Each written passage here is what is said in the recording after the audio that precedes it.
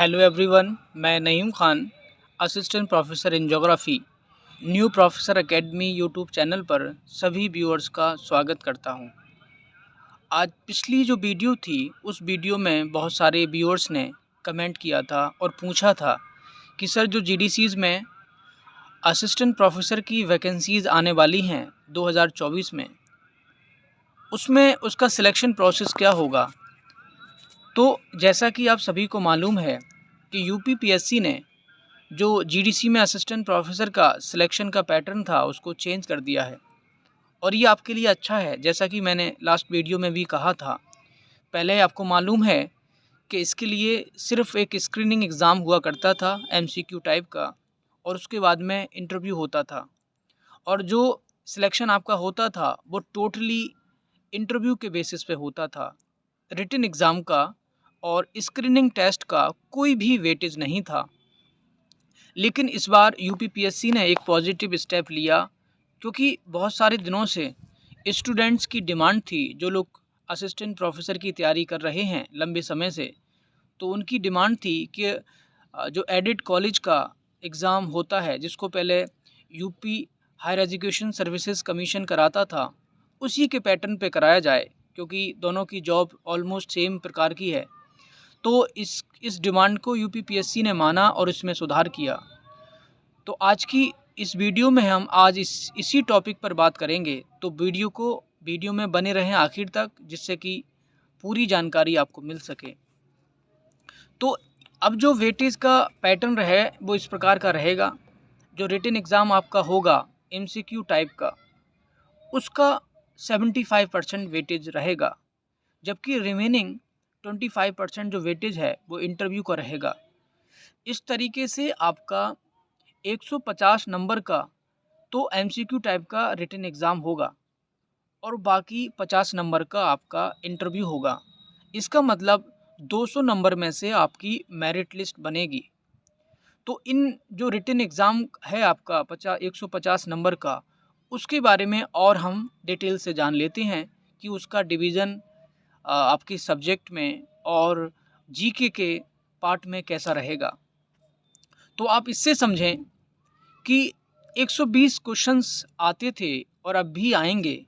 आपके जो MCQ type का रिटन एग्ज़ाम होगा, उसमें आपके सब्जेक्ट से आएंगे 90 क्वेश्चंस और 30 क्वेश्चंस आएंगे आपके जीके से, जनरल स्टडीज़ से।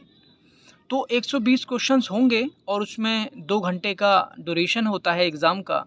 तो ये 150 नंबर का जो आपका एग्ज़ाम होगा, इसमें अगर आप देखें एक तरीके से, तो इसको भी अगर हम फर्दर डिवाइड कर दें तो आपके सब्जेक्ट का वेटेज 75% होगा और जो जीके है उसका 25%। तो इसका मतलब हम जो जनरल स्टडीज़ के 30 क्वेश्चंस आते हैं उनको इग्नोर नहीं कर सकते, क्योंकि 120 क्वेश्चंस में से 90 आपके सब्जेक्ट से और 30 जीके से। तो जीके का भी काफ़ी बहुत बड़ा सिग्निफिकेंट रोल है आपके सिलेक्शन में। और इसके साथ साथ एक चीज़ हम आपको बताते चलें, जो इसका एक्सेप्शन है कि जो मैथमेटिक्स के स्टूडेंट्स हैं, जो मैथ के लिए अप्लाई करेंगे असिस्टेंट प्रोफेसर की सीट पर, तो उनके लिए ये क्वेश्चन 120 ना होकर 100 होंगे, 100 क्वेश्चन आएंगे।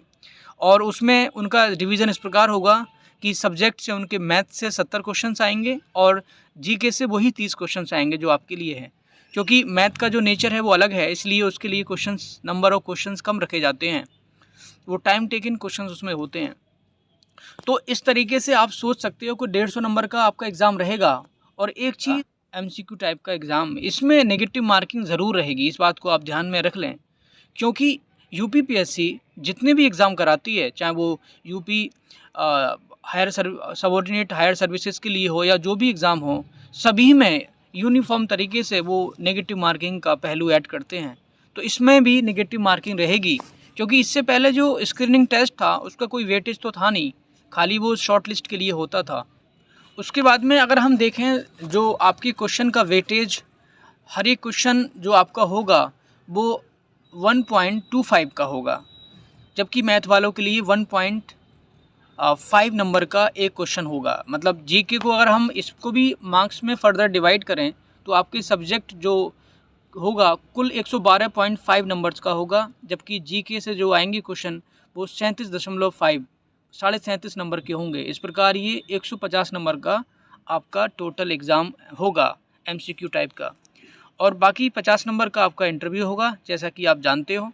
एक बार इसके बाद हम बहुत सारे लोगों ने कहा था कि जीके के सिलेबस को थोड़ा समझ लेते हैं। जो जीके का सिलेबस होगा जिससे 30 क्वेश्चंस आएंगे, इस जीके के सिलेबस को यूपीपीएससी ने 6 सब पार्ट्स में डिवाइड किया है, जैसा कि आपकी स्क्रीन पर है सामने।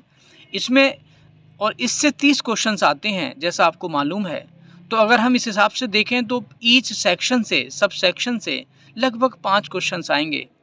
इसका मतलब जो पहला आपका है जनरल साइंस, 5 क्वेश्चन इससे आएंगे। उसके बाद में करंट अफेयर्स है आपकी, फिर हिस्ट्री है, उसके बाद में इंडियन पॉलिटी और इकोनॉमी है, ज्योग्राफी है, फिर mental ability and statistical data है। तो बेसिक लेवल की उसमें रीजनिंग, और उसके साथ साथ उसमें मैथमेटिक्स के बेसिक सवाल भी आएंगे।